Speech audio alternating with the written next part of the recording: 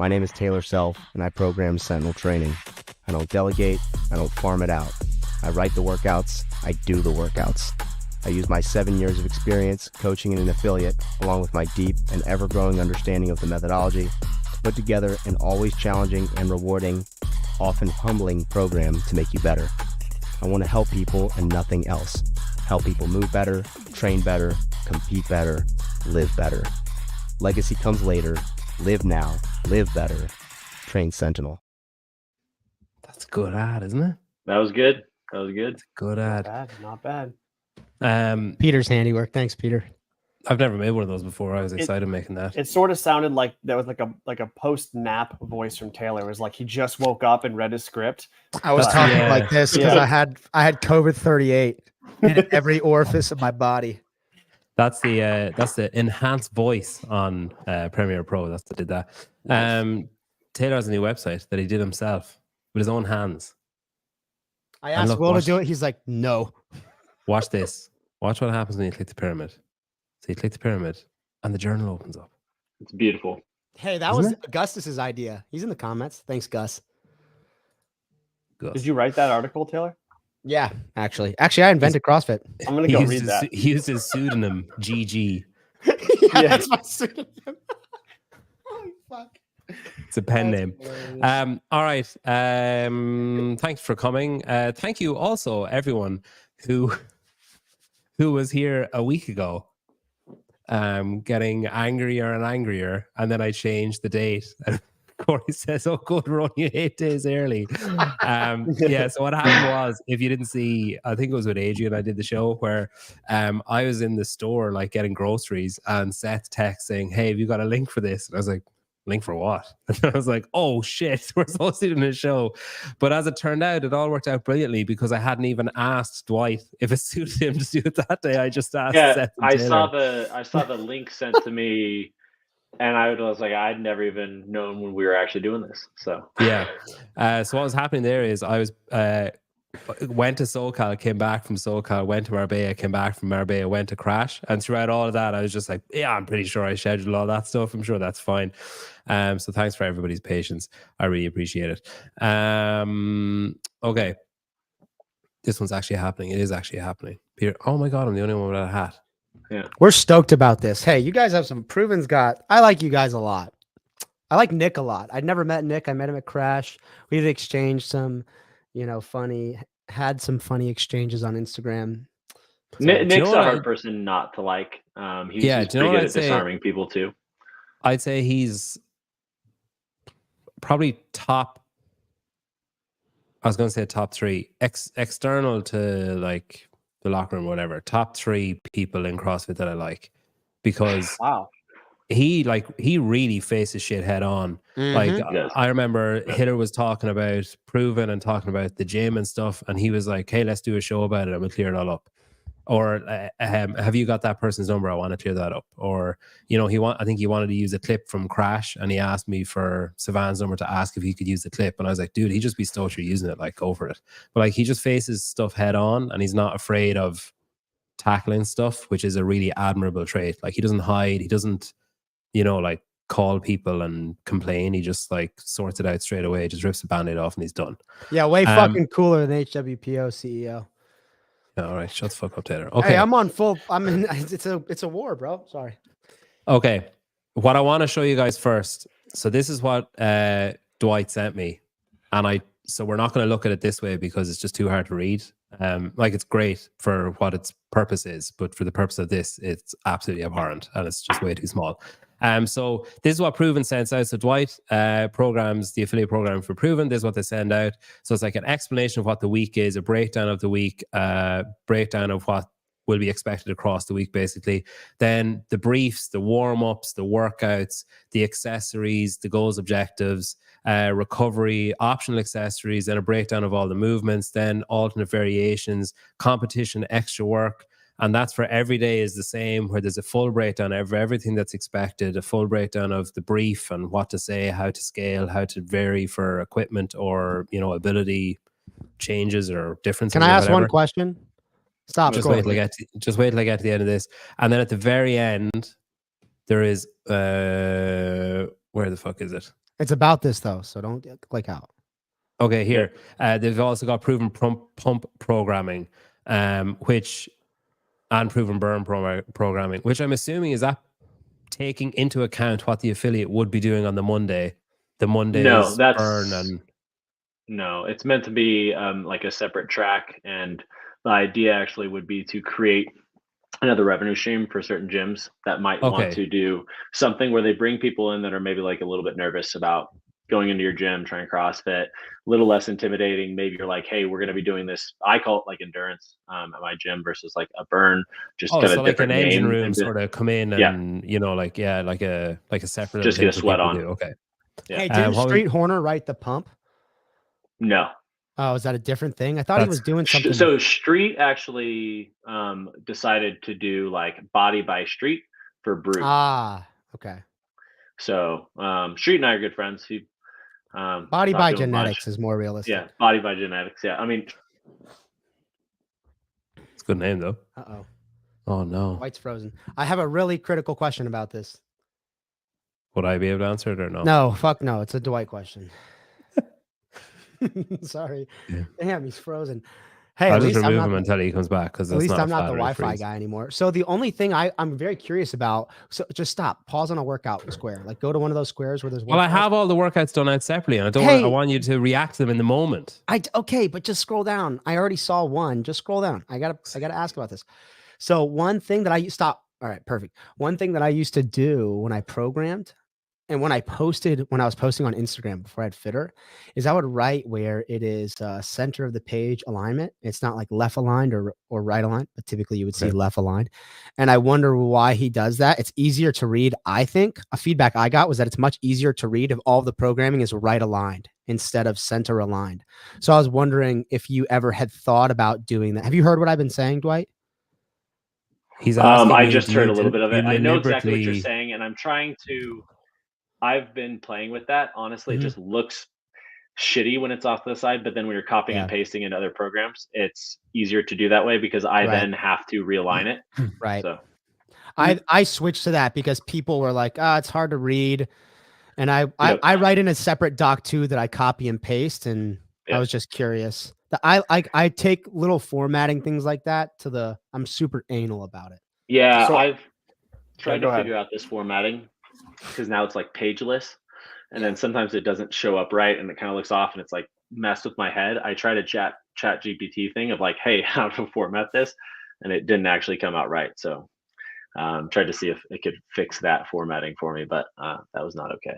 So does this get delivered to the affiliates that subscribe like once a week ahead of time? Yeah. How far ahead so do they get it? I send it out. So like I'm sending out one for the 4th of November today. And the way it works out is that I'll send it out as soon as I have it available. And then that allows them to kind of like see it beforehand. I do the videos like tomorrow morning. I'll link them up by Monday. So which is why it says like video linked in blue. So it'll be linked by Monday so that then they have a full week to look over the videos. And then I'm inputting the workouts into, like Sugar Watt and Wi-Fi on that Monday or like Tuesday morning early to have it up so that they can then make little adjustments on their platforms. So this PDF is just like a reference for them because it's going to be in likely one of their systems. Yeah, I have a lot of gyms that actually just send this out to their coaches, and their coaches think that it's a little easier to just look on their phone. They have it. They just click on the link and they can see it a little bit better, more in real time, rather than utilizing the app. So I actually have a lot of people that ask for it specifically, even though they know they can see the workouts on the whiteboard or on Sugar Watt or Wi-Fi or wherever. Oh fuck! I had another question. It totally slipped my mind. Fuck. Anyway, that's the way they send it. But for the purpose of this, I'm going to show it to you this way. Formatted, yeah, I like that. So it's just clear and easy to see. This is upsetting me a little bit. I don't know if you can see it on your where it's set 1 is further in than set 5 is. It's a little bit upsetting, but yeah, I'll get over it. I just couldn't fix it. All right. Oh, so you're talking about the workout? No, I'm talking about the way that the alignment is on the page for some reason. So the way that we're going to do this is we'll go through each day. If either guys have any questions or feedback or criticisms or praise or whatever, they can give it as we go. And then once we get to the end of a week, we'll look at the whole week as one unit or whatever, one block. And then we'll do the same with the second week. And then we'll look at the 2 weeks combined. I think that's the way we did it last time. So I think that's a kind of a good system. Seth, if you just give me a little nod there to just even show me that you slightly agree with anything I'm saying. I'm reading. I'm into it. Okay, so Monday we've got a weightlifting complex. Every 2 minutes by 5, a segmented clean pull and a hang power clean, rest 10 seconds, and then power clean and push jerk. And the percentage is starting at 60 to 65% your 1 rep max, and then building to a heavy for the day. For the segmented clean, pause once at 2 inches below the knee. And then that's followed by a workout called Rocky Road, which is 5 sets for max reps in a 1 minute. Shouldn't we just do the lifting first? Clean and jerk. I'm just going to do the whole day. Clean and jerks, because there's only a couple of days that have this set up, so I'm just going to do it all at once. Clean and jerks, max bar facing burpees with 1 second rest or 1 minute rest in between, and then the sets are broken up as you can see there on the screen. If you're listening, it's like 10 reps, 8 reps, 6 reps, 4 reps, 2 reps at an increasing rate. All right, what do you think of that, Taylor? You're a big guy for your complexes. I remembered my question. Do you have someone, and this is relevant to this as well, do you have someone separate from you that reviews all of your notes and stuff for like typos or inconsistencies from workouts, note session, or anything like that? I do not know. Wow. I pay someone to do that, and it's been a game changer just because like writing like notes like that. Oh, dude, it's the most time consuming thing. Honestly, because I do send it out early. Yeah. I will say I have some affiliate owners that are really good that I know personally. Nice. Yeah. And they'll just email me because they won't want to call me out on Facebook. Although we do have a Facebook group where I do get called out pretty harshly sometimes if there is something off or not written. Speak to text. I do, and it makes so many typos, dude. It's crazy. Oh my god! No, I wouldn't even try that. No, because it's so fast. Yeah, but I will say, like, I have good affiliate owners that'll be like, "Hey, man, just let you know the dates were off," or like I did a Monday on a 3rd and it was supposed to be a 4th, just so that I won't get called out on something else, and they'll call me out for it. I had that question earlier. And I forgot it, but then I was reading this and I see segmented clean pull, and then in the asterisk or in the description it says for the segmented clean. Should that be for the segmented clean pull? Okay, I was just curious. Segmented clean pull, you are correct. I call that a halting. Copying and pasting. I call that variation for whatever reason. For I don't know what. Like when I've done segmented work, I'll do like a pause 1 inch off the ground, pause at the knee, maybe pause at mid thigh, and then when I just pause at the like patella tendon, like 2 inch below the knee, I call that halting for a reason. Yeah, I don't know. Yeah, honestly, in the past I've called it a pause, but we're trying to create uniformity across everything that we do in terms of proven. So we have Tim Paulson who writes Compete, and he calls it a segmented. So I'm just like, hey, let's just keep it uniform. I don't want to confuse anybody. So I'll call it a segmented, and then I just have to put in the notes like this is exactly what it is. And then when I go through the brief, I show, hey, we're pausing here, and then we're moving on. Cool. What do you think of that as a weightlifting complex, Taylor? I like the complex a lot. I think this will probably be a theme, and this is where I disagree with Seth. I think me and Seth separate a little bit. I am very traditionalist, fundamentalist even maybe, and for affiliates where I try to imagine everything in terms of who's the worst coach that I have and how are they going to do teaching this workout? How are they going, like, I mean, I'm just thinking of an affiliate, like you have people who they probably struggle to teach a deadlift to someone who's never deadlifted before. So what are they going to do with a clean? So I'm just very traditional in that way. So like we had a workout that was kind of similar to this today. It was 2 rounds for time, 1K row, 30 clean and jerks. And beforehand, I just had an EMOM of power clean and jerks just so that they could do the same movement. I don't do that often, like kind of rare, but I like the complex a lot. But it's nothing against the complex. I just always think of what's the worst coach and are they going to be able to actually coach people well? But I love the complex. Yeah, I mean, what I'm trying to look into is like where do most people falter in, a clean and jerk, and when they're going to go under speed with some bar facing burpees of like, okay, let's clean up some movement. Let's have some focused work so that then you're thinking about, okay, pushing the ground away, staying back on the bar, and not having your hips rise too early is the biggest thing for setting that up. So I want to set that up before we get into the workout. So would you not program that at Charlotte then, Taylor? No. Ever? Probably never. I would say I program it for a competitive athlete for sure, or even on the compete track, or even on the 60 track, because I feel like people who are doing that care enough work out enough and are looking for feedback enough to utilize that complex, for example. Whereas someone at my affiliate, or most people there, and again, me, there are a handful of coaches who could coach it really well, but there are a couple coaches who would really struggle to take someone who's new through that complex. And what I want is for every class to be as good as it can possibly be. And I don't want a class that Andy teaches to be 10 times better than a class that I teach. Every member should be able to get the same product, the best product. So like, for example, today we just did that clean and jerk, and there are going to be, athletes that just really struggle with that, honestly, to be honest. So I just try to allow as much space for coaching and cues and feedback as possible. And I would fear like a level 1 would have trouble even fucking giving a single cue, and they would just be looking at too much. They wouldn't be able to, I don't know. I like complex though. I tend to agree. I would think a weightlifting complex from my perspective, and this is more as like a coaching perspective, I would use those movements in terms of a warm-up that I would deliver to class with an empty bar or something to teach those positions. And then I would get into the complex itself.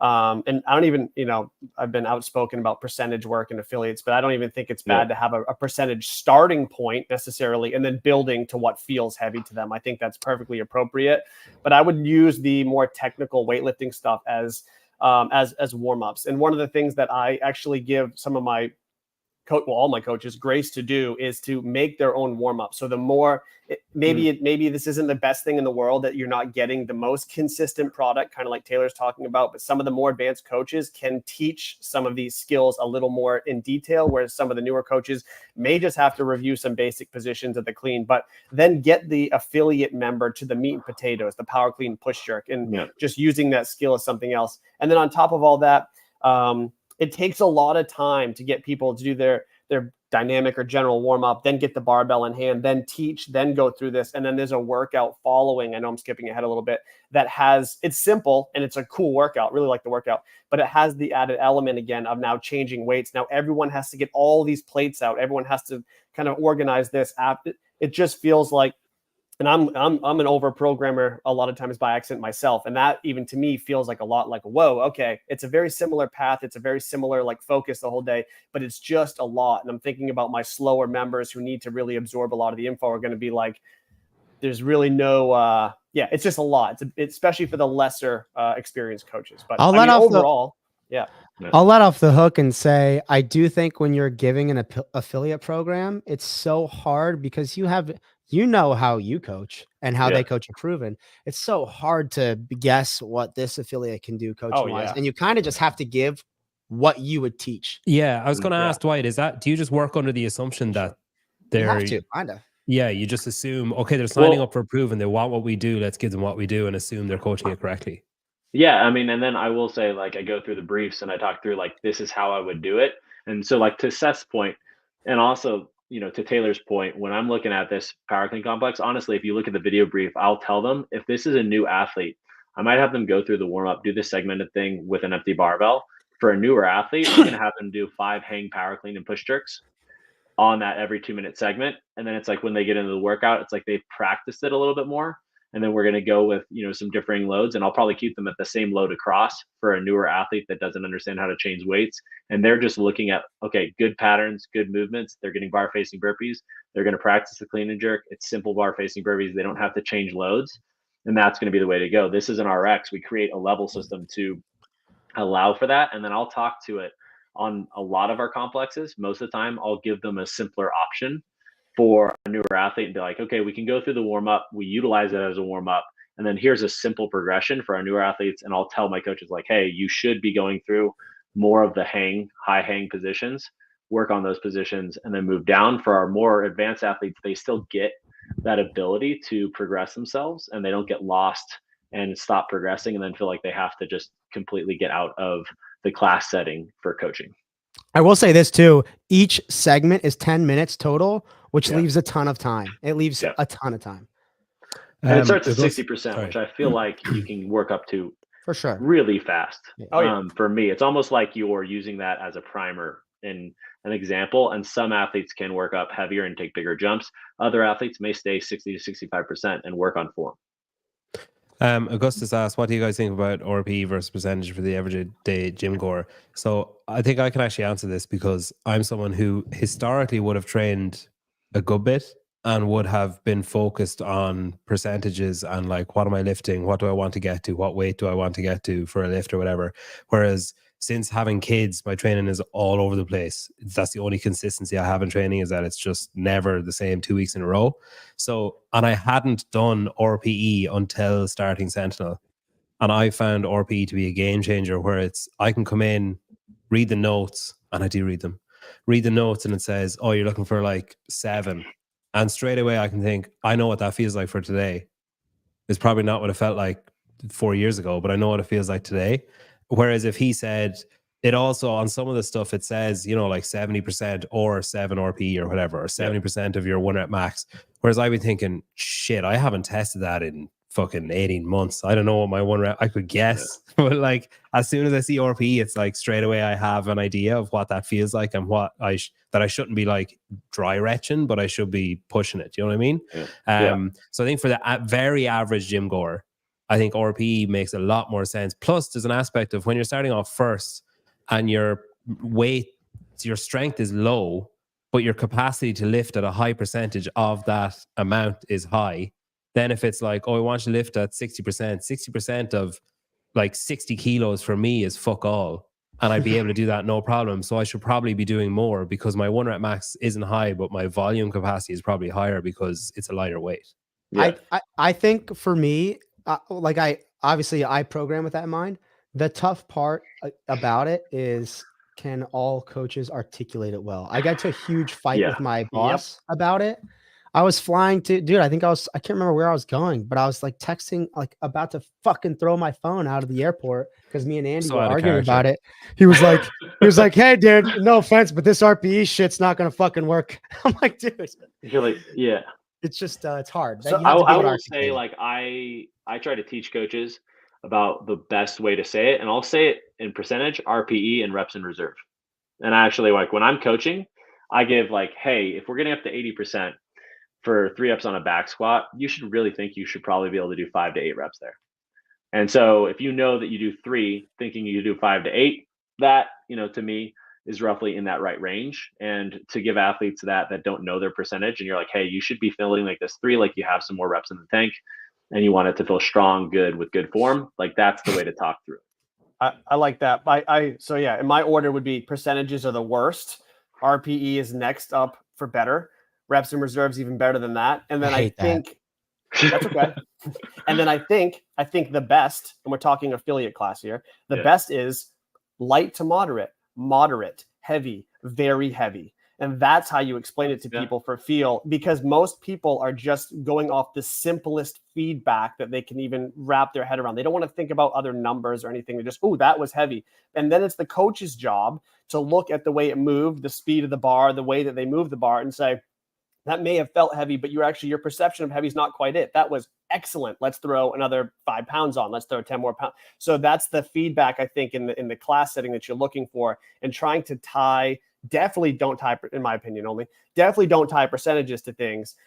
Our RP is fine. Reps and reserve is pretty good, but just explaining this should be light. This should be moderate. This should be a little heavier than you're used to. This should be very heavy. People can kind of start to get that. Then they start to get their rhythm off that. That's just me. Yeah. Peter, can you pull up CrossFit's second to last comment? Yeah, I know how to say this other than saying this is tarded, because if you think a newbie doesn't know what heavy actually is, do you really think they're going to know that they can do 12 clean and jerks and then they're going to have 2 left in the tank, reps in reserve at this particular weight that they've never done fucking grace at to begin with? I agree with Seth entirely. I just think reps in reserve is reserved for. But I do think that this is where it comes into having good coaches and knowing how to train good coaches, and train your coaches to be able to talk to your athletes about exactly what this should feel like, what it looks like. And then also as a coach, when you're watching someone move, like, hey, that looks like it's a little bit heavy for the day, or, hey, I think you have a little more in the tank. Yeah. And so it does come down to really like how you coach it. So depending on any way you tackle it, are you coaching your coaches better to have the understanding of each one of their athletes that's in the gym? What do you think of the workout, Seth? I think it's a cool workout. I think I really am a big fan of if you're going to do a strength and a Metcon in a class, which I do program like that a lot of days, not every day, but a lot. You have to have the movement patterns in line because you can't go teach a whole bunch of new stuff right after one thing. So this is really a perfect segment from the complex into, cycling a barbell potentially, whether it's singles or touch and go, and then adding that extra conditioning burpee element in after that. Interval style. I like it. I actually also like the fact that he has put in 225, 155 for an affiliate class, because most will not put weights like that in an affiliate class. Like even me, I might balk at it and be like, okay, I want this to be fast.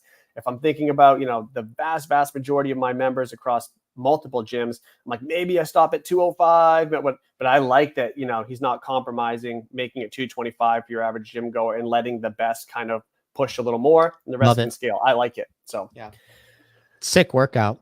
I would also say one format thing that I think is interesting. So you notice it's center aligned. Like if I love the workout. What I do, and I got it from my coach, is he does left aligned and then it goes 1 minute AMRAP, or maybe I would write 1 on, 1 off for 5 sets. And then I would say right underneath that, instead of the asterisk clean and jerks, I would go the what's the digit, the numeric, the just hashtag space clean and jerks, max bar burpees, and then below. Yeah. So then it's like number clean and jerks is how I imagine that. I don't know, just different, but I love this workout. It's sick. That's great. Yeah, there's another way to write it. Like I could have done 10, 8, 6, 4, 2 asterisks and then load 1, 2, whatever, It doesn't matter though. I know, but I always try to make it look as clean and understandable as possible. I think that's important. Someone, Jason actually sent this to me. I sent him a workout. He was like, why don't you fix, and this was like maybe 2.5 or 3 years ago. He was like, or it was when I was posting on Instagram, the Sentinel workouts on Instagram. He was like, dude, these are great workouts, but like the colors look horrible. The formatting stupid. He's like, imagine you're a Michelin star chef and you have all these incredible ingredients. Like a steak with potatoes with the garnish is a lot different than all of it in a fucking bowl cut up and mixed together. And I was like, oh, I needed you to say it like that for me to understand that. But how do you decide what the best format is with that? Because I fucking decide, bro. Right. Trial and error, surely, as well. Okay, cool. I guess that's it. Yeah, I just decide. Good enough. Also, there's I don't know, whatever, nearly 100 people watching. If you could all go, if you see that bottom left, it's a new sponsor, the Define code. If you could all go to that, bit.ly/TDCO. It almost says the Dave Castro. If you type that in, I don't even care if you don't buy anything, just go to it. And then they'll say, wow, a lot of people click that link. That's we should stick around. We should pay this guy more. And you can do the same with the QR code in the top left. You can scan and you can use SPADECPW for a discount. And then you can scan the Sentinel one as well and sign up for a free trial. All right, Tuesday. So that was clean and jerks and burpees. Half an hour on one day, right? I was just thinking we're fucked. We're going to be here for like 6 days. The rest are good. I think we can all right, go. Tuesday we got strength. So every 3 minutes for 4 sets, you got 5 back squats at 75 to 80%. And then you're resting for 15 to 30 seconds in between, and 4 to 6 speed goblet squats in between your sets. Then you've got smoked is the workout. What was the last one called? Rocky Road. Okay, smoked. 14-minute AMRAP. Because I'm just asking because I noticed a trend on the second week, but I haven't noticed a trend on the first week yet. Honestly, most weeks have a theme. Yeah. This week I literally went off of feel, and it felt like that was a Rocky Road style workout. And this one I was thinking smoked midline, so I named it. Oh yeah, okay, that's fair. All right, 40-minute AMRAP, 7 and 7 single kettlebell front rack reverse lunges, 14 toes bar, 28 double unders. Standard weights for the kettlebells, so 24 and 16 kilos. Taylor, what do you think of today?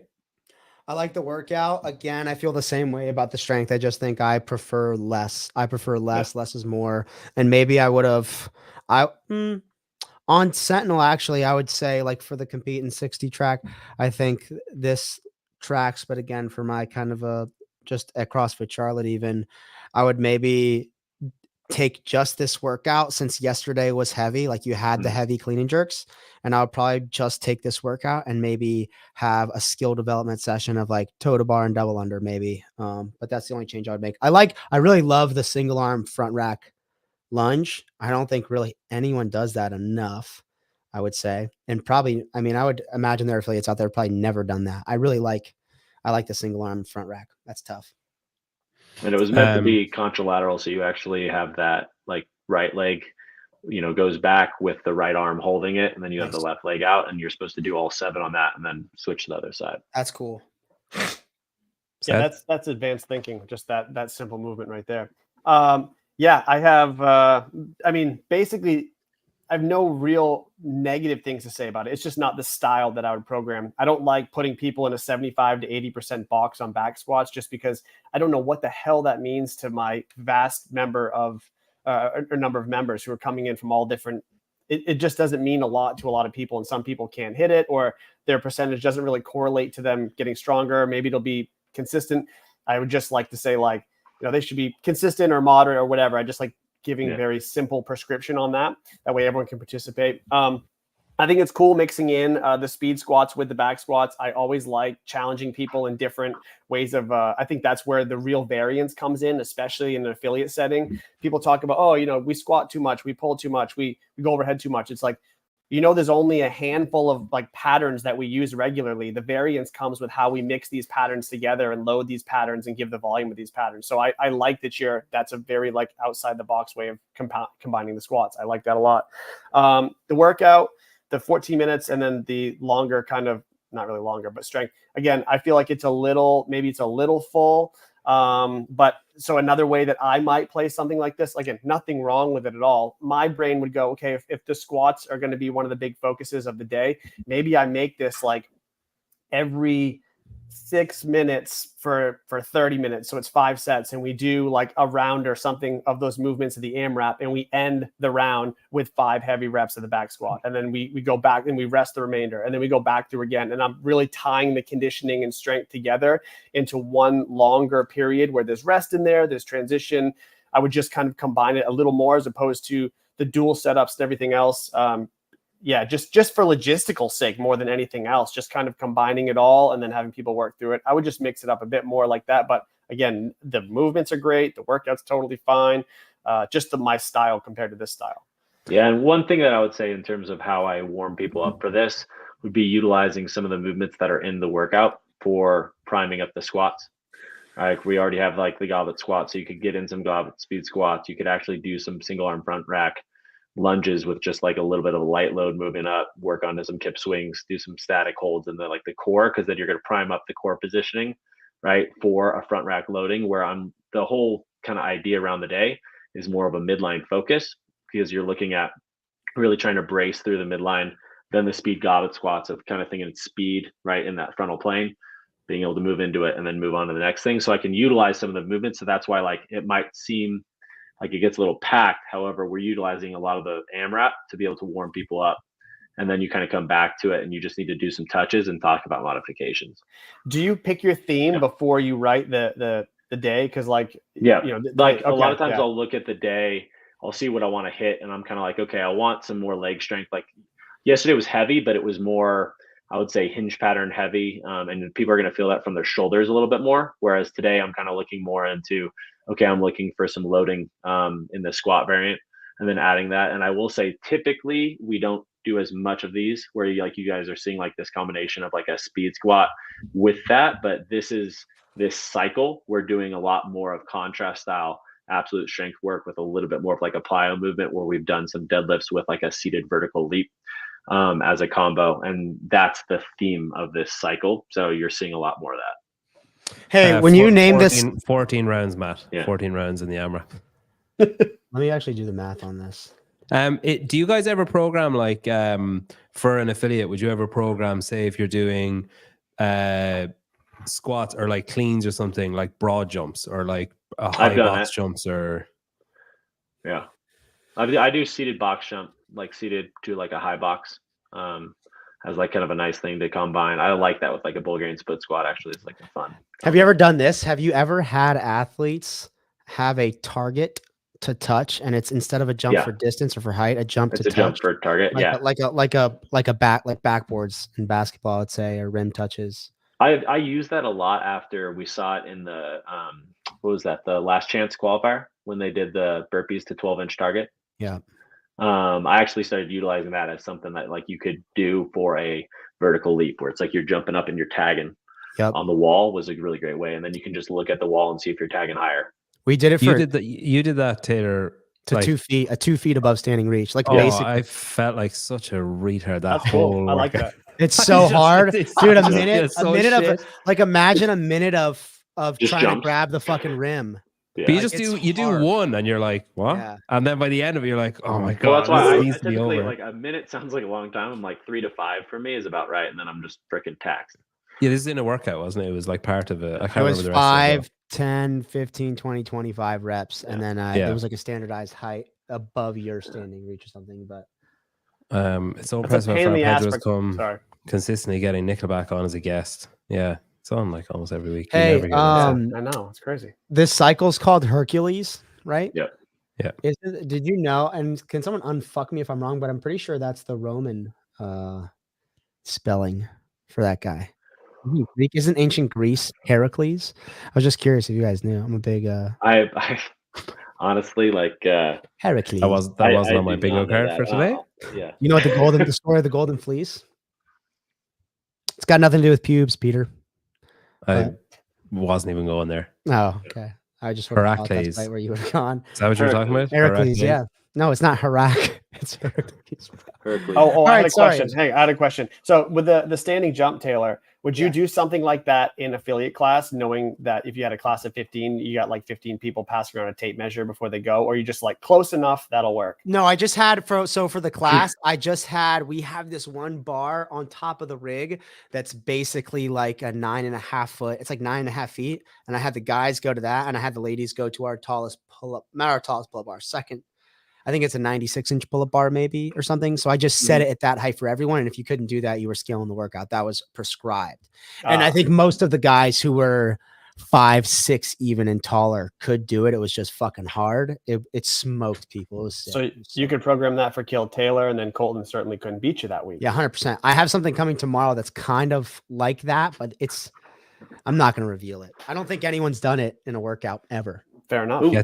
Get the tin of beans off the top shelf. Colton's fucked. All right, Depends on how tall the top shelf is, bro. Wednesday, empty the tank.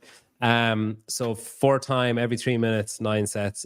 You alternate the stations. So station 1 is 3 minutes at. Am I reading this right? 3 minutes of a 400-meter run. You have a 3-minute window to do a 400, And then you then a just 3-minute window to do the That's next. right. Just 3 Okay, minutes yeah. to do 400 meters. So what I would Okay. wait, he's got it right. Yeah. Every Yeah, 3 I- minutes for 9 sets, alternating. No, I was between- just making sure I was understanding it correctly. Sorry.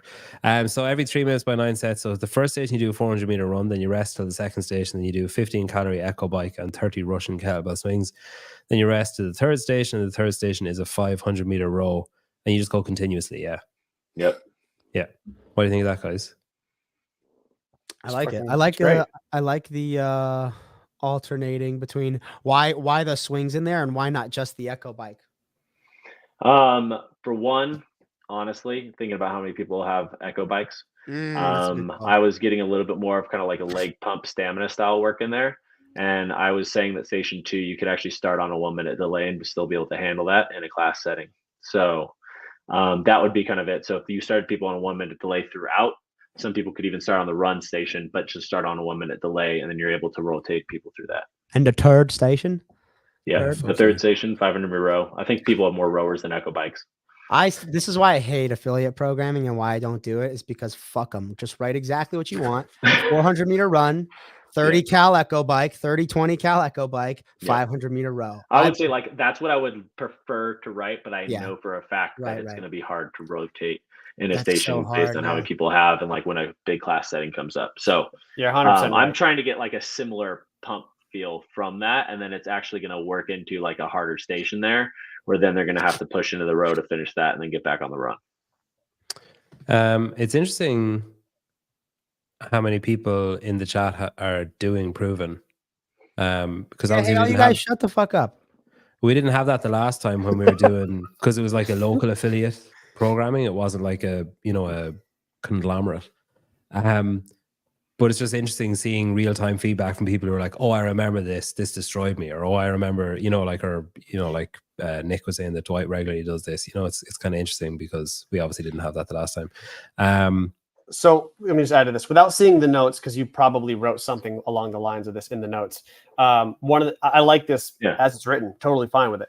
And one of the things I would do is, like, if I was going to put notes to it, like I would say something like, "Hey, I want you to, your goal, whatever you want your stimulus to be, your goal is to finish each 400-meter run faster than the last. You're going to try to go negative splits, or you're going to try to match your efforts. So try to pace this out perfectly. So each of these stations, you're finishing at exactly whatever. And then no matter what, I want you to be capped at, 2 minutes and 15 seconds on any of these stations. You're always going to have a minimum of 45 seconds rest before you go to the next stage." Something like that. That's what the notes say, basically, across figured. it. And it's basically like the goal is, this workout, you look at it, it's like, it's sustainability, right? And you're, okay, can I match my sets or slightly descend? And that's really, as like a simple approach, can I match them or can I descend them? So you go at a pace that you think that you can finish at, not like starting off the 400-meter run at a 5-minute pace at 1:15, and then you'll absolutely crapped out because but without that echo bike and kettlebell swing get you. Without that note, though, you get the three dick swinging dudes that like to compete in the class running full sprint in their first 400 and ruining the whole rest of the workout for themselves. But that's a guy in my gym named Robbie that does it every time. Hilarious. Yeah. Dwight shares the notes with coaches, not members, make us look smart. Yeah, he has the work cut out from there. All right, Thursday.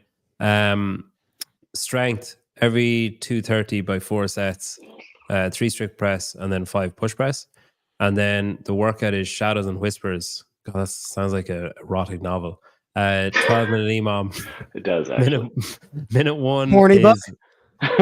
Minute 1 is push-ups. Minute 2 is Turkish get-ups. 1 Turkish get-up. Yeah. Minute 3. Oh, okay. Yeah. Sorry. And then minute 3 is max sandbag bear hold, which I'm guessing the maximum will be 60 seconds. And then minute 4 is a rest, and then you do that 3 times. And then you can choose. So you can choose your kettlebell weight and you can choose your sandbag weight. And I'm assuming the notes will give extensive advice on what the coaches should be telling people to aim for both of those. That's cool. I haven't done a workout like that before. I haven't done one. I think I've done one with just a max, especially when it's choose your own. That's interesting. I like that. What would be the purpose of the, I'm not saying there isn't one, but what would be the purpose of the strength in your mind for the 3 + 5? Like, what's your goal there?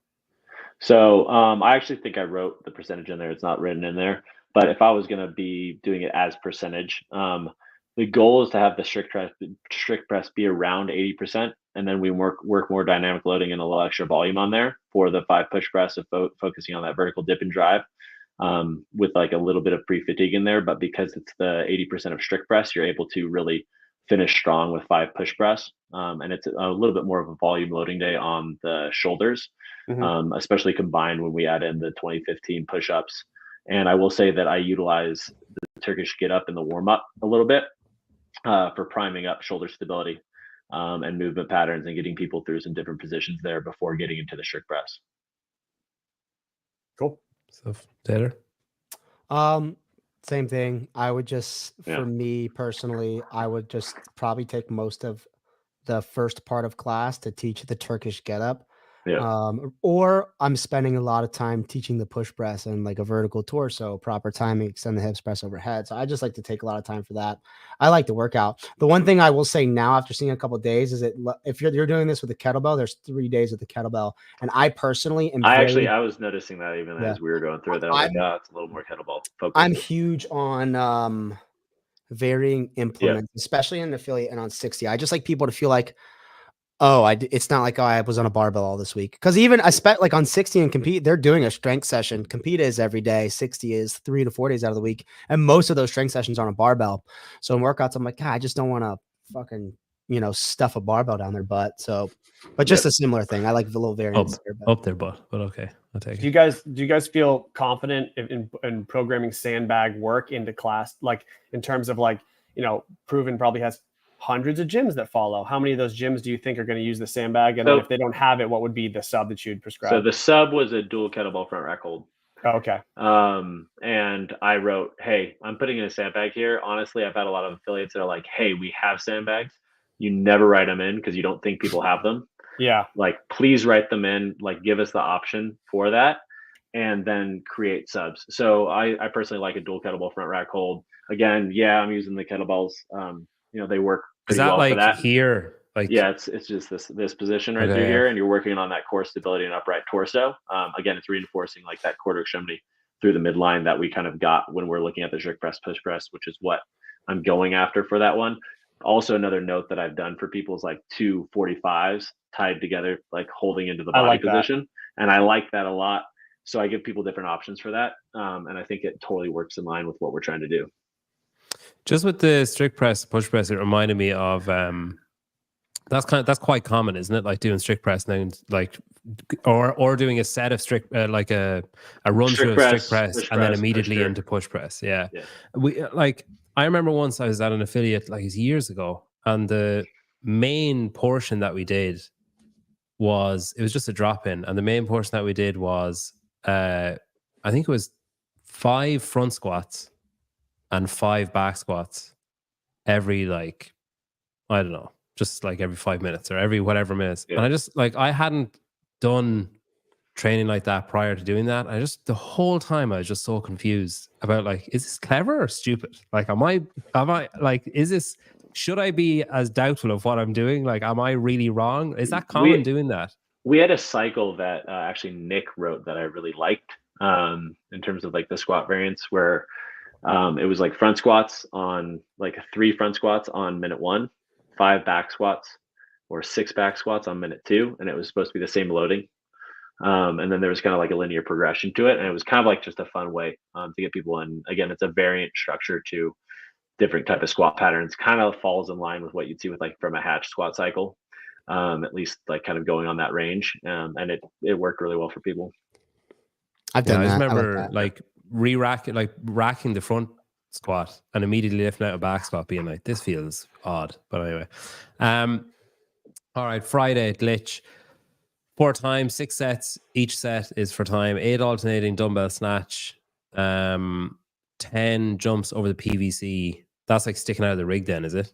No, Or like actually between it's off 2 of a boxes or box something? and I put a weight on Okay. top of the box. Okay, yeah. And then 12 chest bar pull-ups and then rest 1 minute between sets. I love and abhor workouts like that where it's like And you each alternate directions. round So is for people set. ask that. When you rest the minute, you come back to the chest to bar, then you do the jump overs, and That's then you cool. do the dumbbell snatch. That's interesting.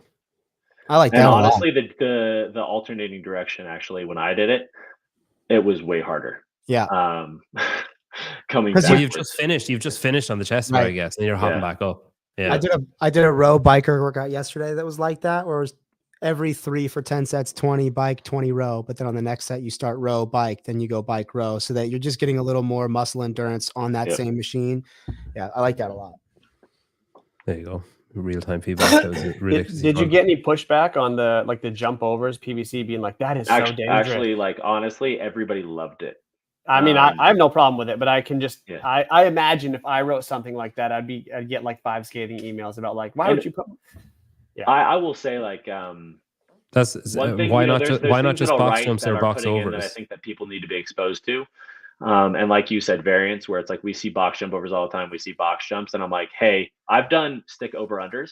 That's a old school movement that honestly, so many people say that they hate. They like skin their knees, but then after they did it, they're kind of talking about it for a long time, and you're creating people talking in your gym about what was done. And it's like that's what I want to do is have somebody like, ah, man, I never did that before. Like that's kind of interesting.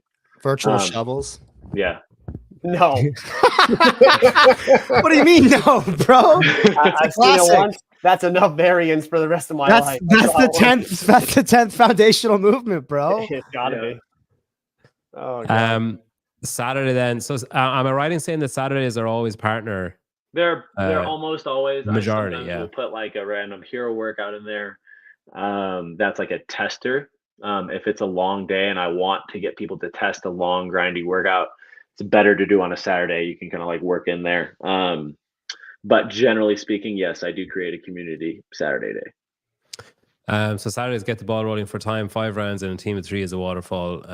30 ab mat sit-ups, 15 or 12 calorie row, 10 overhead squats, 3 wall walks. What do you think of that, Seth?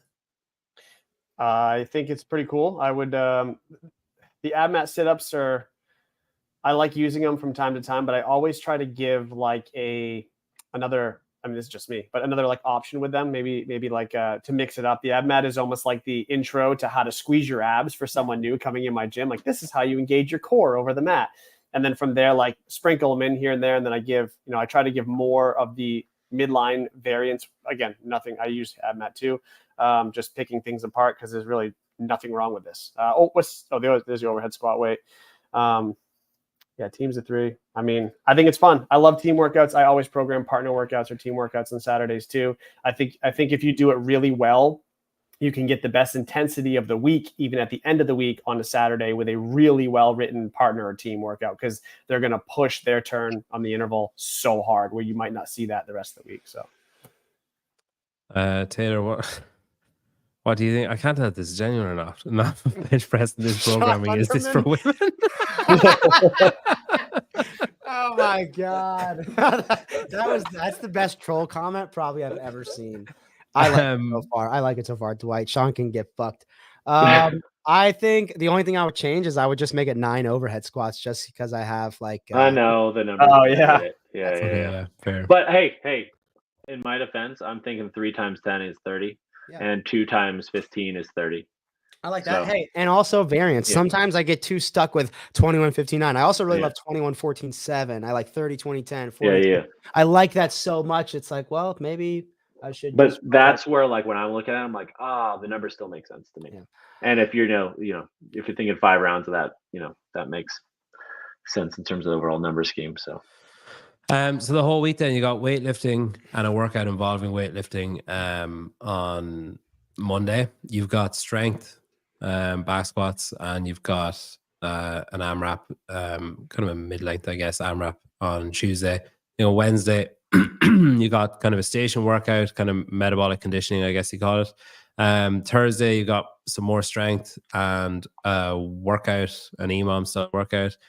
Friday you've got basically an all-out, like, pull the pin type workout, I suppose. Like, it's just one piece in the middle. And then Saturday you've got your team workout, I guess, or your partner kind of Saturday morning type class. And then Sunday, finishing off, you got seated strict ring muscle ups. Every 90 seconds by 10 sets, you got 2 to 3 seated strict ring muscle ups, and then strictly platonic. Honestly, it's just literally an accessory work to that day. Yeah. A 10-minute AMRAP for quality of 15-20 seconds. I mean, it's a pretty hectic week. So if you're making it in on Sunday, you don't want to be. I will say, like, so I know that this is like a really high skill day. Like I said, I don't shy away from high skill stuff, and I've actually been able to have a lot of people with a seated banded strict ring muscle up do that in a class setting. That there is an option for this one that is just strict pull-ups and strict dips on that one, as like just a purely strength focused Sunday to come in and work on some stuff that could bring some carryover. Yeah, I like that you preface it as like it's a Sunday thing, like a weekend, come in, get your skill session on, like, because I would never program something like this for the masses at my gyms midweek. There's obviously there's plenty of skills that can be brought in, but I think from a grabbing attention, getting people moving enough in that hour, I think this is almost like seminar-esque on a Sunday. And I think it's meant, and that's the way that I kind of take it, is like, hey, like, let's come in, work it almost like you do like a seminar and you're doing a teaching component, and everybody knows that they're coming in just trying to like learn some components here. And if they're, they learn a few things, and if they're not just learning, then they're going to build some strict strength work. Totally. This I'm pretty sure this is Adrian Oneweller. Sundays are for church. No, listen, people worship God in different ways, and they're choosing to do it through ring muscle ups with proven affiliate programming. Gets you closer. All right, what do you think that whole week then, Taylor? What's your thoughts of like a full week? Before I saw this, I was going to say the big thing missing to me was some strict body weight stuff. And I would just say in general, I feel like most people in an affiliate setting typically tend to bias more toward being good at squatting with a barbell and deadlifting with a barbell, but they can't do a strict pull-up, or you fucking ask them to do a push-up and their fucking junks is glued to the floor. It's like their just shoulders are moving. So I just like to do a lot of strict body weight stuff or a little more of that. But I think overall I love it. It's great. It's just different. Like Seth said, it's a little different from how I would program for Charlotte. I just really like to, and for some people, they might be like, hey, this is overcoached. I don't want you talking to me or trying to teach me this much. I'd rather just work out more. But so just a little different. Seth? Yeah, and that's sort of my overall like perspective on a good affiliate program is not needing it to be overcoached. Yes, of course, you should always be giving feedback to your members every day, picking the point of performance or points of performance you want to hammer home, and making sure you have some time to give them something to take away from it. But getting them moving through that 60 minutes, knowing that the vast majority of affiliate members are really only doing their real moving in that 1 hour they have at your gym. So if you're doing too much coaching, too much talking, too much standing around practicing, you're taking away a chance for them to actually be accumulating fitness. And that's what I try to steer away from overall. And I think you did a great job of that not happening. There's a couple things where, you know, it doesn't exactly like align with the way I'd want to be, like with your the clean complex on Monday. But again, you can use that. I would just make that a very brief part of my warm up and then right into the lifting sort of thing to get them move. Yeah. But overall, I think, I also think it's great. I like that you're not afraid to do the individual workouts as like just one on one day and then putting multiple components together and even putting 3 components together, mixing up squat variations and a workout on one day. I like the variance in volume. I like it all. I think you're doing a great job with it. Can you pull up CrossFat's comment? I'm feeling a lot of friction between us, and I'm just programming should also force coaches to continue to progress, not super basic movements and 7 same things. I would just be very curious, CrossFat, to watch all of your coaches coach the snatch or a push press and see them all do it so good that they didn't need to focus on those things anymore. I would be shocked if all of your coaches, in fact, even knew the level 1 progressions of a push press. So I mean, I get what you're saying. Why would your coaches not? Why would they not? Well, in most affiliates, you think most affiliates, most of their coaches know the level 1 progressions for a push press. Well, I mean, it's kind of a requisite for like coaches to learn, like a push jerk, you know, like you go back to it, like you start off with jump land, right? Like you start off with just like the dip and drive, then you put your hands up on your shoulders, you do jump land stand, right? And then you put your hands over your head and you go jump punch land underneath. You have PVC pipe, you do the exact same thing, you go through it. And that's like something that honestly, if I ask my coach what it is, they should be able to do it that fast and get into it. I hear you. I agree. Yeah. And I just think that most coaches don't they don't even know that there are progressions for those movements. Yeah. I think you're 100% right, Joe. I guess I try to, even in like video briefs or whatever, but it's like, I try to talk to it the way I would talk to my coaches. And I'm like, every single thing that you're doing is a progression. In my warm-ups, I am doing progressions to what we're doing so that I can see how people are moving. So I automatically know where I'm going to be scaling people. I'm impressed you knew the push jerk progressions. No, I'm just going to, don't talk yet, Peter. I'm impressed. I am impressed because most people don't know that. Well, and I'm not saying that those are the only way to teach them, but CrossFit uses them for a reason. They're so easy to teach people using them. Yeah. You also talked about like, you know, people essentially humping the floor doing push-ups.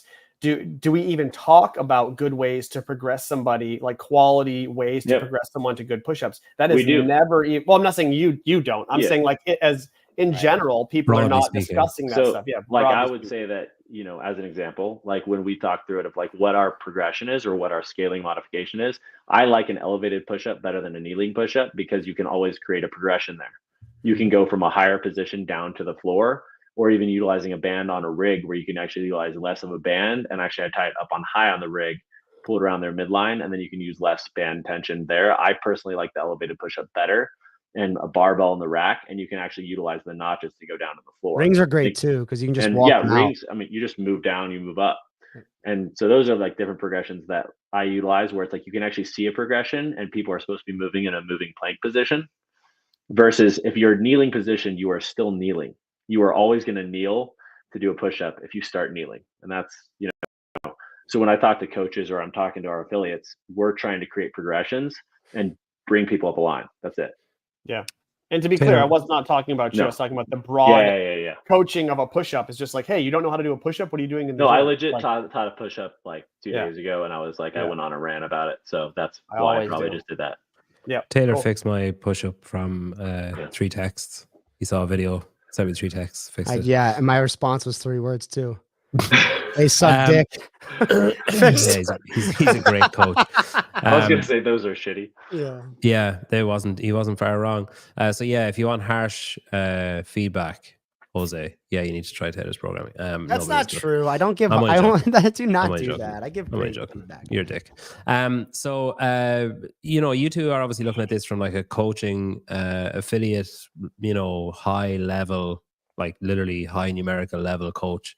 And even when I look at this from like, if I walked into a gym and this stuff was on the whiteboard every day of the week, how would I feel about it as someone who's on quite a low rung of the, CrossFit ability ladder?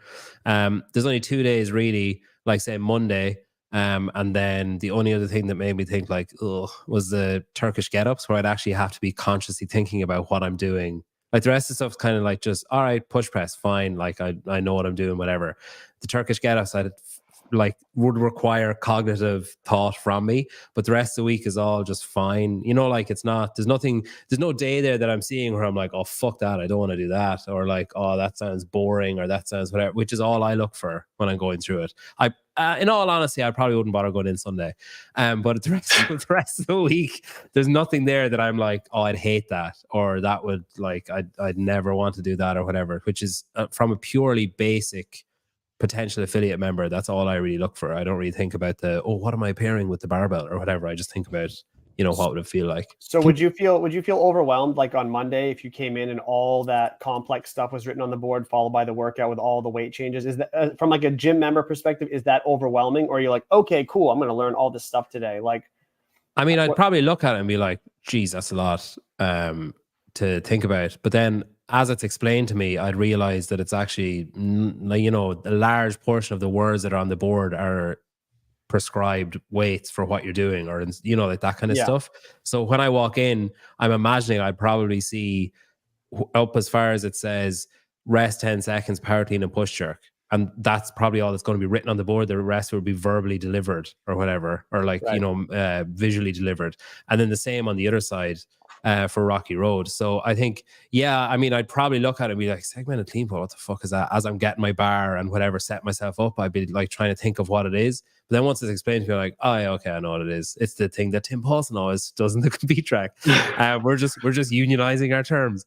No, but I think I'd be fine with all that kind of stuff. Like, there's nothing there that I'd be like, geez, that's going to require a lot. Just those 2 movements, basically, the complex and the Turkish get up, just because I basically never do Turkish get-ups. I'd have to consciously think of, okay, move this hand, move that leg, move this, move that, whatever. But that's important too for, development. We have to get people to think sometimes when they're in the workout. All right, week 2. That was an hour for 1 week. Let's see how we holy shit. I thought we were done, bro. Right. This week should be a little simpler, right? Yeah, Monday deadlift is your strength. So you got 4 sets every 2.5 minutes. Descending reps of 4, 3, and then 2 and 2, going up in your percentages there just for a set. And then flash kick is the workout. So you're using your deadlifts again that you've done in your strength piece. You got 400 meter run, 5 deadlifts, 400 meter run 10, 400 meter run 15, 400 meter run 20, and the weight stays the same across. That's actually not too dissimilar from the crash workout the other week with the increasing deadlifts. There's also the games masters. Ones, Okay, cool. Yep. Why do you think that, guys? Love it. Yeah, no problem with it at all. We'll probably have to go rapid fire through this week, but Taylor's like, I'm out. I love it. I was like, this is simpler. Like you guys. Percentages again, I just wouldn't do percentages. I'd say moderate weight for the 4 and the 3, and then slightly heavier a working set for the 2 sets of 2, and that's just how I would prescribe it versus that. Everything else would be probably the same.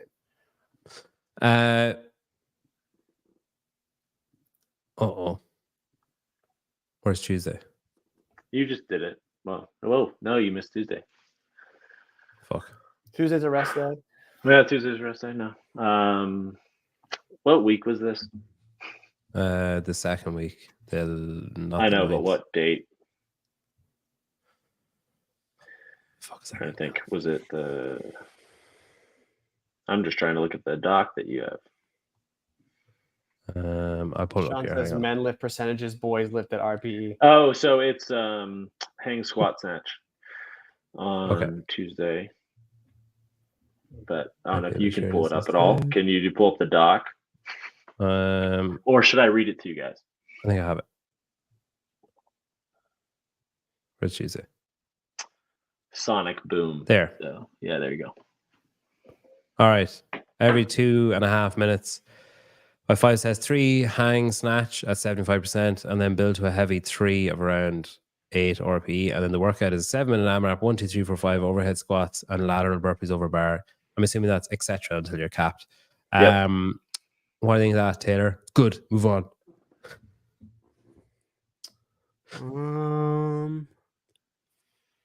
I like the workout. I think it's similar to last week when you did the clean and jerks and burpees, and now you have the overhead squat and burpees. And not that there's necessarily anything wrong with it, just slightly repetitive is all. Is it a hang squat snatch or just a hang power? It's it's supposed to be a hang squat snatch. Kind of loosen up people into that, keeping it simple there, and then building up to something that feels like in that 8 RP range. Yeah, I like that. Cool. Right. I don't see percentages and RPE together that often either. I just note that. That's kind of interesting. You use the percentage to get up there and then the RPE to find the heavy. Yeah, it's basically like, okay, if you've done that, then you can kind of build to where you feel what 8 are. Like kind of like what Peter said, where it's like some days feels like shit. Yep. Other days you're kind of feeling flowy. Whereas like, for me, 3 hang squat snatches, like I felt like 8 RPs at 225 on one day, and then another day it's 185. Would you discourage or would you like give instructions to discourage members from, like, I always call it like striking when the iron's hot, so to speak? So you hit your working sets and then okay. Especially like I'll write it. It's like, hey, if you're feeling really good and you're getting a new 3 rep max and everything's just flowing, I actually think you have to strike when the iron's hot as an athlete, because then that's the only thing that's going to progress you, because I can't dial that in perfectly. You can't dial it in. Yeah. And prescribing a test day or a test week in an affiliate is the dumbest shit ever. People ask for it, but it's very hard to hit right. I mean, we do it. I'll see a lot of PRs, but like there's a lot of people that feel just completely bogged down by it because they don't hit their PRs. And it's like, man, you've been in and out of the gym inconsistently, and then you come in for test week. And of course, it's like, yeah, you'll never time it right. Yeah, I feel attacked. All right, Wednesday. Shoryuken is Wednesday. It's really hard not to say that the way it's said in the game. Shoryuken. So all these are all Street Fighter. Street Fighter. Yeah. I nearly said Mortal Kombat. So 5 sets for time, 5 bar muscle ups, 15 single dumbbell box step overs, I'm guessing. It's supposed to be box step over, yeah. 1 legless rope climb, and then 9 handstand push-ups. This is quite a high skill workout. Is there sorry, go on, Taylor. Is there a rest between sets? Nope. Okay. I meant to write 5 rounds per time. That was a little bit of a typo, because when I write 5 sets, I usually put a rest. When I write 5 rounds per time, there's no rest. Yeah, that's a. So this is a like program for the best type workout, then, isn't it? Like there's a good and then we have scaling modifications for it. But like I said, I don't think you should shy away from different types of skill work that you can kind of work in there on the day. And I like to lean into coaches coaching a little bit. So yeah. I do like in this, like, initially looking at it, I'm like, God, it feels like too much for an affiliate, but there's nothing else with this today. And I would think that the 2 biggest skill things to teach really is the bar muscle up and the handstand push up. The legless rope climb is you can either do a legless rope climb or you can't. Yeah. So I like it. And of course the modification is just do regular rope climb. So or pull this. Do you just do affiliate? Is that your? You coach Olivia too, right? Like how do you have time? Olivia, this is a shit ton of programming. Luis, and then I have our 2 teens, RJ, Mester, and Riley, BB. And then you do the affiliate stuff as well. Yeah, that's a big workload, is it not? Yeah, we always try to do what's best for the athletes. So we're talking about different types of protocols of like working with different athletes and like kind of how that aligns. So, but right now, that's been my workload. I'll never do affiliate programming just because of how much work it is to And I feel like I just can't, like, an ideal affiliate programming to me is what you have in your affiliate and what you know your members can do. And you know what I mean? It's so impossible to give. I feel like when I was doing it or trying to do it, I was almost watering it down, trying to make it fit for everyone. Well, and so what I would say is, yes, I think that that's like the thing that most people kind of want, like end up going towards. And what I got into, and honestly, like it's kind of like Shane's idea, right? When it comes down to it, it's like, hey, like I want to rise people to our level Yeah. in terms of like where we're going. And he's like, hey, we're writing it with the way and intention that we want people to coach in an affiliate, with the style and how we want to progress athletes. And let's try to do the best job possible with who we are and write to who we are. Cool. And if it works for your affiliate, it works for your affiliate. If it doesn't, it doesn't. I'm going to try to listen to all the affiliates and make it better, of course. But we want to stick to what proven is. I like that. And then align with that. Yeah, and I would just say writing an affiliate program is by far the hardest program to write. There is no question, coming from someone who's written programs for all levels. It is A general. Say again. For everyone, right? Like an affiliate program for affiliates. It's really hard. Yeah, yeah. Your own, right. Yeah. For to try to think about all the logistical things you can deal with: base, equipment, skill levels, attendance. Yeah, it's coaching variables. It's very challenging. So do you think is your plan then, Nick, Dwight, to move to just affiliate because it's taken up? Because it does seem like the way the guys are talking about it's a huge workload.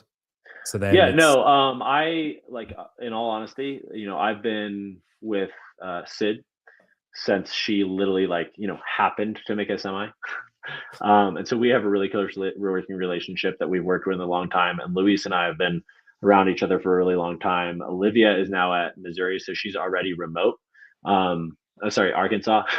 So she's already remote. We've been talking, and we are possibly talking about, because Tim right now doesn't actually have one of our games level athletes, of possibly me and Tim working with Olivia in tandem a little bit, where I work on some of more like her conditioning and monostructural style work, as that's my background.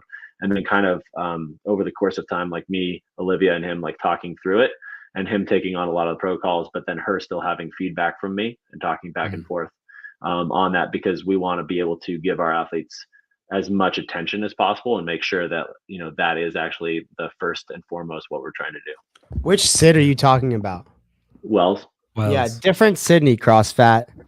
Totally different Sydney. I was destroying Sydney Michelishin's running technique on our show last night. Australia. Y'all got to do yesterday's proven workout. All classes did something different because they left the notes off, and it was so confusing to tell what was going on. We didn't have notes, so everyone's interpretation was different. Why was their note? Why were their notes different? I'm guessing they printed out without the notes, or they received it without the notes or something from they probably manager received or whatever. it from whoever the manager was, but the notes were totally different. That's pretty funny though. Yeah. It was like it's on one doc, so like it should be the same. Yeah. You'd almost say that it was foolproof, but here we are. Thursday, Bison's Blast. So for time, every 15 minutes, twice. 36, 24, 12, calorie row, wall balls, and then 78, 48, 24, double unders. That actually looks like a fun workout. I like that. Oof. Like stamina for sure. And I like there's only one thing. Good. I like that. 30 minutes, yeah. That definitely. What would you teach for skill? Would you spend a bunch of time going over like row technique or double unders, or where would you put your It would be more of a row technique style day. Just make sure that like we almost utilize it as part of the warm up. Yep. Just like getting people in there. And then for me, like I like to teach like how do you breathe during wall balls, because I want to treat wall balls to be as cyclical as possible, where like I feel like, I mean, I'm a tall dude, so I can do wall balls for days, and I feel like I'm like almost using it as a rest period, and a lot of people hold their breath and don't understand how to like actually breathe through that, and then they can't get on the row and do anything. So yeah, rowing technique would be first and foremost, and then breathing patterns on wall balls. What do you mean breathing on wall balls? So like I actually think you breathe out when the wall ball comes out, you breathe in the wall goes in, and then if you're thinking about your breath, you're actually going to breathe. And most people, you'll see people do 5 or 10 reps, and then and all of a sudden they're just done. I remember the first time I did 25 double unders. coach that was like watching me was like, if you breathe, you'll probably get more than 25. It's like literally like I just didn't move anything except my legs and hands until I was finished. It's So too easy. like me, to the take first breaths. time I learned how to handstand walk, I had a buddy talk to Oh, me. He yeah. goes, "Dude, hey, he's like, you're not breathing, man." CJ says I'm taking 3 breaths per wall ball rep. Yeah, you can actually take way more because if you just do the rep, drop it, then you can walk around for a while. You just get, You it's get some really extra breaths in there. Friday's weightlifting then 12-minute EMOM, alternating minutes. Minute 1, you're doing a hang power clean and a touch and go power clean. And minute 2, you're doing a clean and jerk.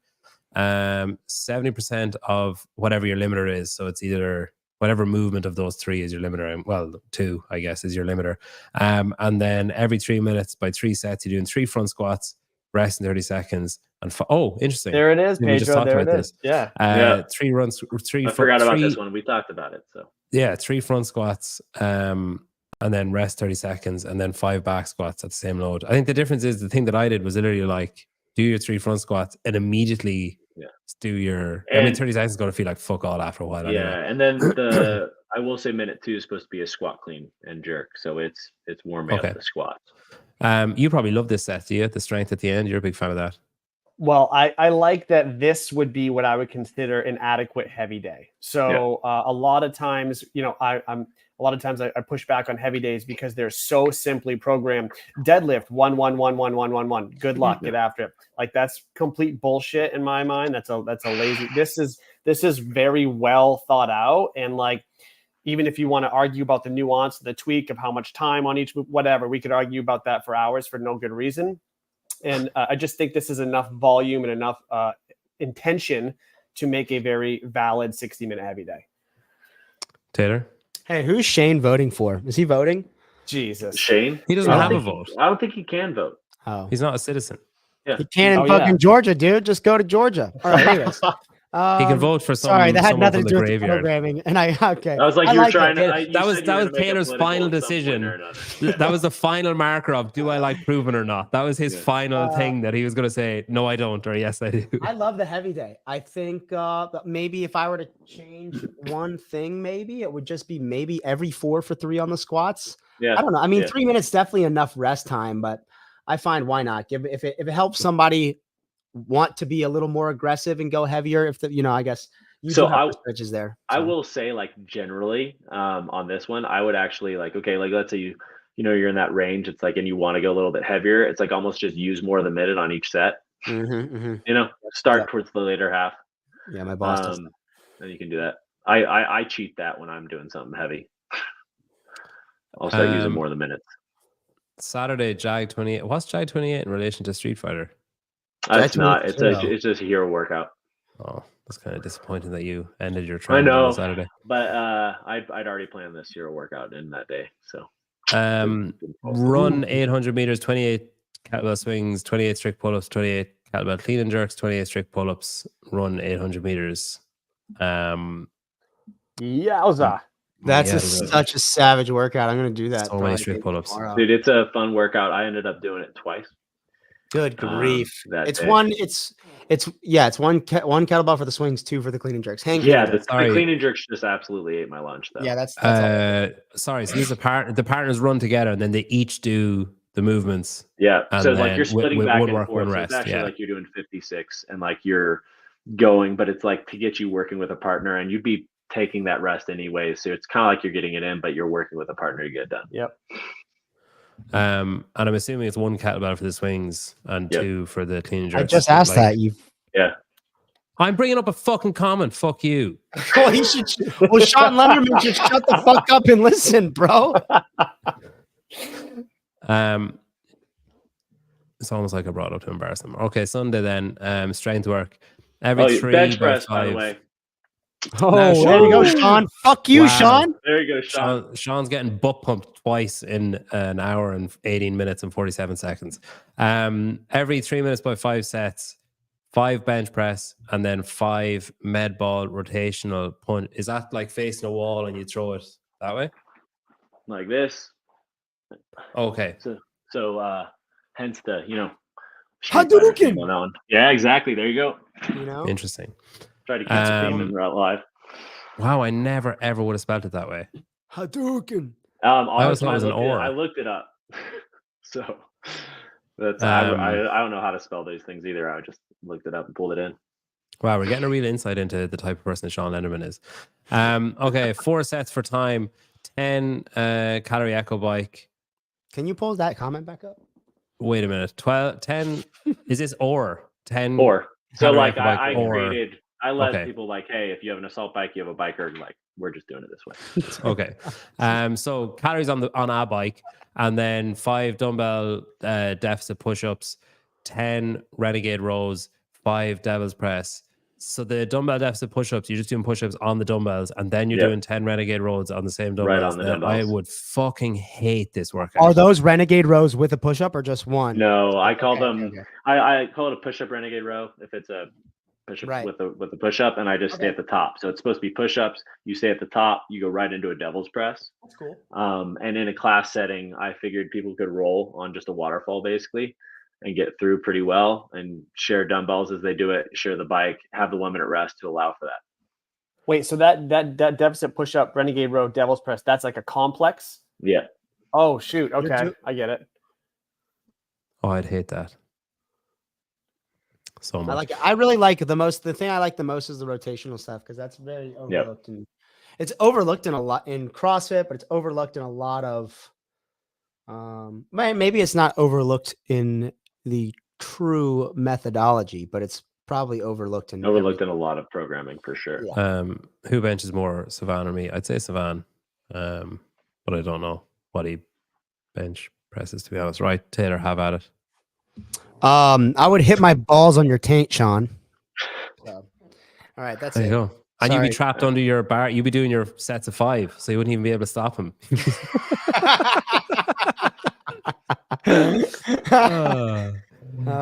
Mass moves mass. Yeah, not when you're lying down. I don't think it works the same way when you're lying down. All right, so there's 2 weeks. Seth, give me your elevator reaction to Proven, a 2-week block of Proven. Are you disappointed? Are you impressed? I'll be honest, I'm disappointed because I didn't want to like it, and I do.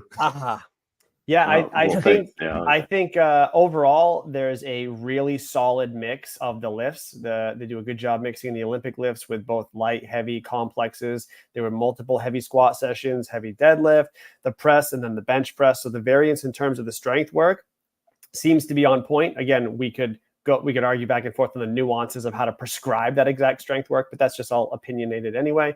The workouts are really good. A lot of them fall in line with similar movement patterns you're going to find in the strength, which I think is hugely, hugely important for, again, not only the affiliate members, but the coaches to be able to help execute this for them.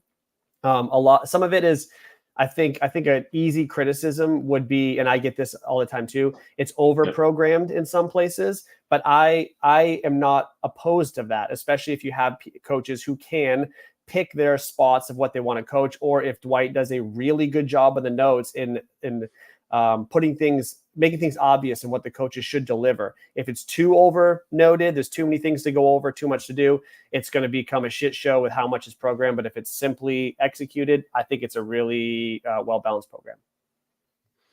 Taylor?